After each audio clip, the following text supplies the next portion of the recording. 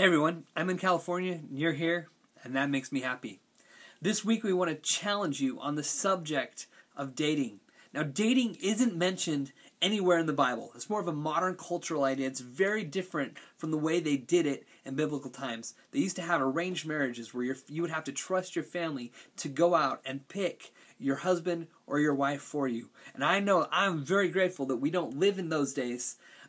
So just so thankful that I don't think I could have trusted my parents to pick my spouse for me. But the principles of how to date and who to date are in the Bible, and that's what we want to talk about tonight. Dating is a big deal. You date to meet the one, or to at least eliminate someone from the process. But dating has a dark side as well. Dating can be tainted by selfish reasons, to relieve physical pressure, to make out, to have sex, to find value and a sense of self-worth.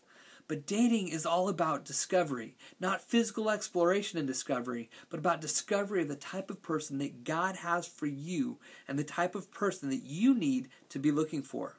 The world is telling you just the opposite. I love the show How I Met Your Mother. I can't watch it anymore because it's so contrary to God's ways, but Barney is hilarious. He's so awesome, and he's got some great catchphrases, but he's so wrong about relationships. For him, it's all about going, meeting the girl, getting her into bed, having sex with her, and then leaving her behind. That's not God's plan for sex for us. That's not what we want. We want a countercultural approach to dating. We want to listen to God's ways because God's ways are the best way. Dating starts with attraction, and attraction is a really good and normal thing. The guy and girl meet, and between them is that attraction. He's like, "How you doing?" What happens after that moment of attraction, after that boy meets girl, that's what we want to talk about this weekend. So I want to ask you some questions today. The first question I want you to answer for me is, are you ready? Are you ready for a relationship? Let's just think about one person in the relationship. Before you bring someone else into it, are you even ready to date? There's a certain amount of peer pressure and expectation that you should be in a relationship as a teenager. That you're weird or you're abnormal if you don't. But I want to tell you, if you're not ready to date, don't. That's better than dating when you aren't prepared yourself.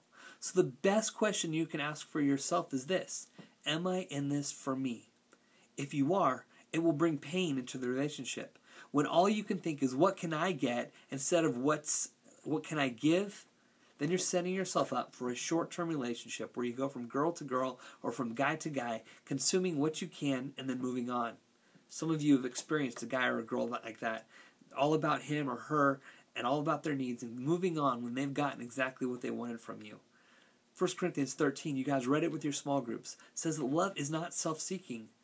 Don't be in a relationship that is self-seeking. The second thing you need to know is, do you know what you're looking for?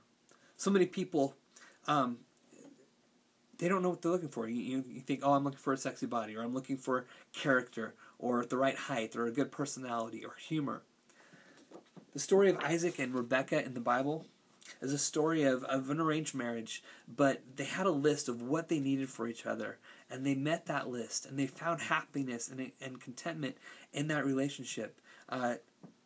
Rebekah was a godly girl. She was beautiful, generous, pure, kind, servant-hearted, adventurous. She was prayed for and dreamed about. God led Isaac and Rebekah together. What are you looking for in a future spouse? Make a list and make sure that the important things on your list are the important things that person meets for you. And one of those important things is that person needs to share your faith. All right? We call it missionary dating. You know, you're a Christian, she's not. Or we call it evangelidating. He doesn't go to church, but I'm so in love, I can get him to church. He'll do whatever I want. It doesn't work. It's a disaster waiting to happen. 2 Corinthians 6:14-18 says, "Don't team up with those who are unbelievers. How can righteousness be a partner with wickedness? How can light live with darkness? What harmony can there be between Christ and the devil? How can a believer partner with an unbeliever? And what union can there be between God's temple and idols? For we are the temple of the living God." Some of you have experienced the pain of one parent who loves Jesus and one who doesn't. Some of you have experienced those inconsistencies, and you hang in the balance. The next thing you need to be able to do is, have you prayed? about him or her? Have you prayed about the one you want to be in a relationship with? So many times we beat ourselves up trying to answer the question, is she the one or is he the one? And we miss out on what God has for us because instead of praying, we're trying to figure out ourselves. Philippians 4:6 says, don't worry about anything. Instead, pray about everything. Tell God what you need and thank him for all that he has done. So you need to guard your heart so that if you notice that person is not good for you, it's easier to break it off. If you put God first above the person you are dating, what God wants is more important than anything else. And next, and really important question to ask is, are my parents honored in this relationship? A friend of mine had a girl's father sit down with him and flat out say, you're not going to date my daughter. And he said some pretty hurtful words to make it happen. The words hurt and he didn't understand them. But God was honored when he honored the parents. And if he hadn't listened to God speaking through that dad, he would have missed out on the wife and the life that God had for him instead. So should you ask permission to date someone's daughter? Why not? If you really want to honor the parents in a relationship, why not bring them in from the beginning? Now, my daughter is only 3. She'll be 3 in a couple of weeks. But when she's ready to date, like 20 to 30 years from now, I am going to be ready. So he better ask me first, because I'll be ready if he does anything dishonorable to her. Really important question is, what are your boundaries? What are your standards in a relationship? All right. There's a quick, take a look at this. All right. Find out. You see this list. Where are you on the list? Where is your relationship at? And the further down on the list you are, the more difficult it is going to be from the next relationship. The first time you go through that list, you go slow. It picks up speed. And when you break up with a guy or a girl, you start off with the next guy or girl in about the same place that you left off. The natural, God-given progression of that list is to keep moving forward. Don't put yourselves in situations where you're likely to fail. If you find yourself in the backseat of a car at 2 a.m., babies are going to be made. If you're up late watching a movie and your parents are gone, you're going to end up dry humping on the living room floor.